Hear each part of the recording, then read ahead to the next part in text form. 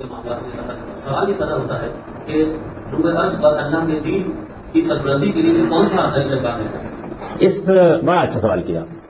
اس سارے کو پڑھ جائیے آپ. بالکل یہی صورت ہے جو میں نے بیان کر دی. یعنی اس سے سرمو اختلاف نہیں کیا جا سکتا. آپ اس سب کو پڑھیے. کہاں سے شروع کرنا ہے اس کا جواب آپ کو اس کے اندر سے مل جائے گا. پھر آپ کو صحیح عالم پیدا کرنا، کیونکہ وہی پیغمبروں کا جانشین ہے. یعنی اگر آپ اپنی سوسائٹی کی اصلاح کرنا چاہتے ہیں تو آپ کو کہاں سے ابتدا کرنی ہوگی؟ آپ کو سچا عالم پیدا کرنا ہوگا. کیونکہ باقی تمام وہ کام ہیں کہ جن کاموں کو آپ نہیں کر سکتے.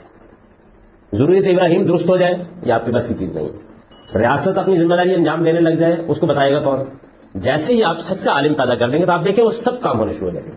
یعنی وہ سچا عالم جب پیدا ہوتا ہے اور علماء کی ایک اچھی سچی جماعت پیدا ہو جاتی ہے تو بالکل اسی طریقے سے ہر چیز اپنی جگہ پر آ جاتی ہے اور وہ ذمہ داریوں پر توجہ دلانے کا کام شروع کر دیتے ہیں. اور عام مسلمان کے اوپر ایک دین میں ذمہ داری ڈالی گئی ہے جو یہاں ظاہر زیر بحث نہیں ہے، وہ ہے ان کی نصرت اور ان کا دست و بازو بننے کی ذمہ داری. تو اس کے نتیجے میں عام آدمی بھی غیر معمولی سطح پر اس کام میں فعال ہو جاتا ہے. یعنی جب کوئی خدا کا بندہ سچے عالم کی حیثیت سے اپنی ذمہ داریاں انجام دینے لگ جاتا ہے. یہی طریقہ ہے. اور آپ یہ دیکھیے کہ ہمارے ہاں پوری اسلامی تاریخ میں ہمارے علماء نے جب یہ صورت دیکھی، یہ صورت آج نہیں پیدا ہوئی، یہ کئی مرتبہ پیدا ہوئی. انہوں نے یہی کام کیا کہ پھر انہوں نے یہ دیکھا کہ اچھا عالم بگڑ گیا. ہمارے جلیل القدر استاد مولانا حمید الدین فرائی سے کسی نے پوچھا کہ آپ عربی میں کیوں لکھتے ہیں؟ ظاہر ان کی ساری تصنیفات عربی میں. تو انہوں نے کہا بھائی بات یہ ہے کہ بگاڑ عالم میں پیدا ہوا، اسے درست کروں گا تو آگے کام چلے گا. اس لیے کہ اس کو درست کرتے ہی اصل میں ساری چکی چل پڑے گی. تو اس وقت بھی ایسا نہیں ہے کہ یہ چکی چل نہیں رہی، چل تو رہی ہے. عالم اس جگہ پر نہیں کھڑا جہاں سے کھڑا ہونا چاہیے. جیسے ہی ہم اسے تبدیل کر دیں گے بس اس کے بعد پھر یہ راستہ چل جائے گا. یعنی یوں سمجھ لیجیے کہ اللہ تعالیٰ نے وہ آخری جگہ جہاں سے کام کی ابتدا کرنے کے لیے کہا ہے وہ یہ ہے. کیوں؟ اس نے خود بھی تو یہی کیا اللہ تعالیٰ نے کہ وہ یہ کہتے ہیں کہ میں نے انسانوں کو بھیجا کان الناس امۃ واحدہ. وہ سب کے سب ایک ہی مقام پر کھڑے تھے، ان میں کوئی اختلاف نہیں تھا. جب ان میں اختلافات پیدا ہوئے دین کے معاملے میں، اس طرح کی چیزیں پیدا ہوئی، تو میں نے کیا کیا؟ میں نے نبی بھیجے انذار کرتے ہوئے، بشارت دیتے ہوئے. ان کے ساتھ کتاب نازل کی تاکہ حق و باطل کا فیصلہ ہو جائے. ہمیں قرآن نے کیا بتایا کہ وہ کتاب جو آ گئی ہے اور وہ دین جو انبیاء چھوڑ گئے ہیں، کچھ لوگ نکلیں اس میں بصیرت پیدا کریں. کیا کریں؟ کام وہی کریں انبیاء علیہ السلام نے کی. تو اس کے بعد یہ جس طرح میں نے جملہ لکھا ہے کہ اصل میں انبیاء کے اس کام کی جو ذمہ داری ڈالی گئی ہے وہ علماء پر ڈالی گئی ہے.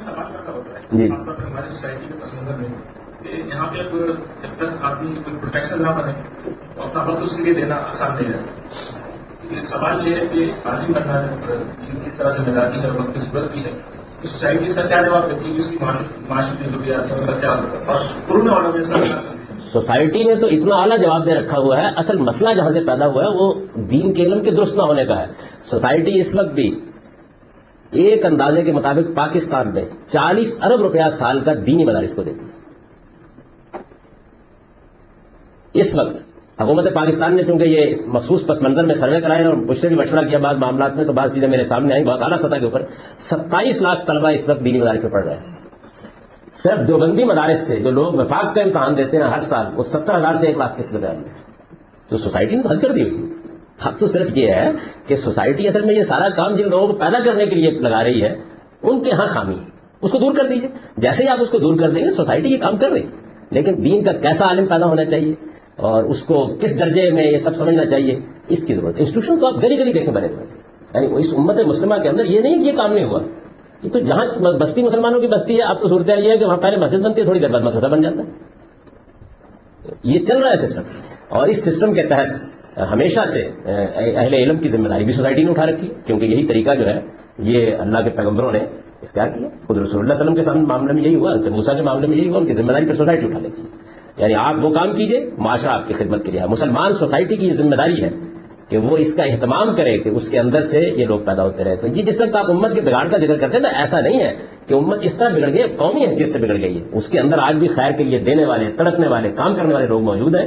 جس دن وہ بھی ختم ہو جائیں گے اس دن تو میرے بھائی نے جو بات کی پھر اللہ دنیا کو ختم کر دے گا.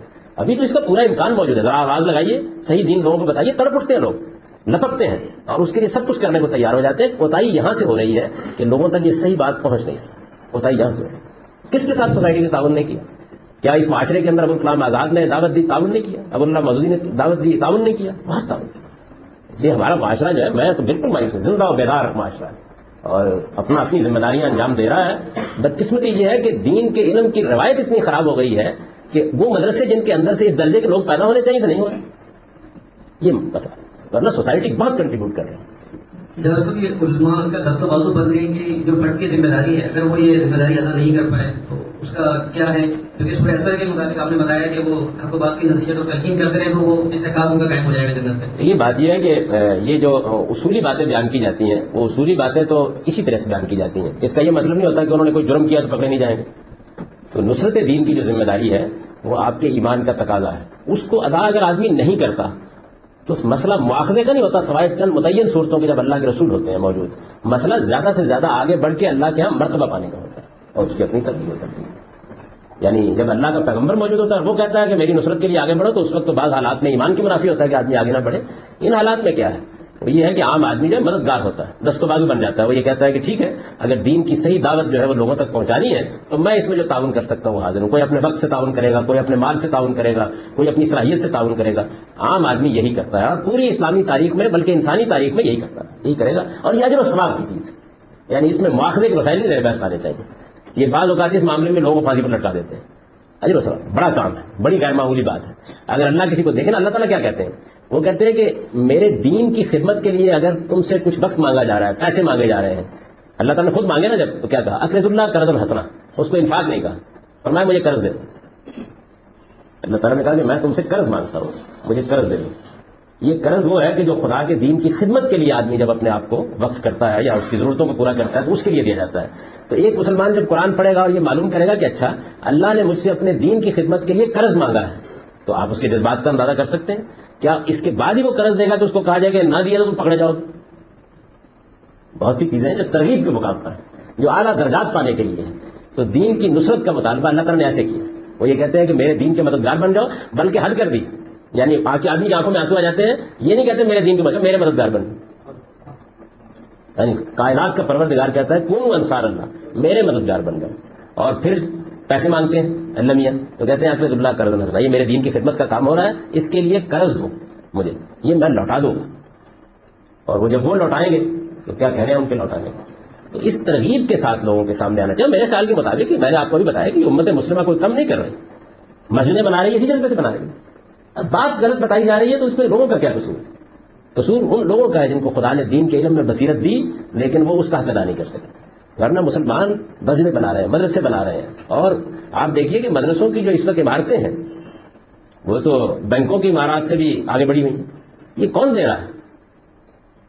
اربوں روپے مسلمان امت دے رہی ہے. اور کس جذبے سے دے رہی ہے؟ اسی جذبے سے دے رہی ہے کہ اپنے پروردگار کے دین کی نصرت کرو.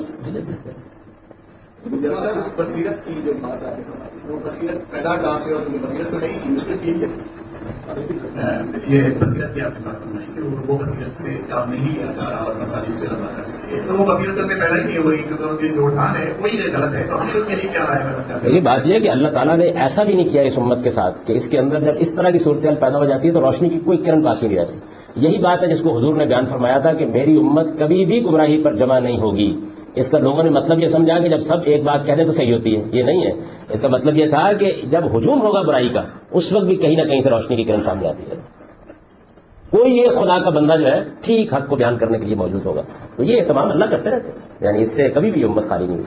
جب یہ اہتمام بھی ختم ہو جائے گا تو میں عرض کیا کہ دنیا ختم ہو جائے گی. جیسا جب یہ بصیرت اور اس پہ آپ نے اتنا مفصل طریقے سے بیان نہیں کیا تو یہ سوال ہوتا ہے آپ اس سلسلے میں کیا جواب کر رہے ہیں؟ میں اس وقت پڑھا رہا ہوں آپ کو.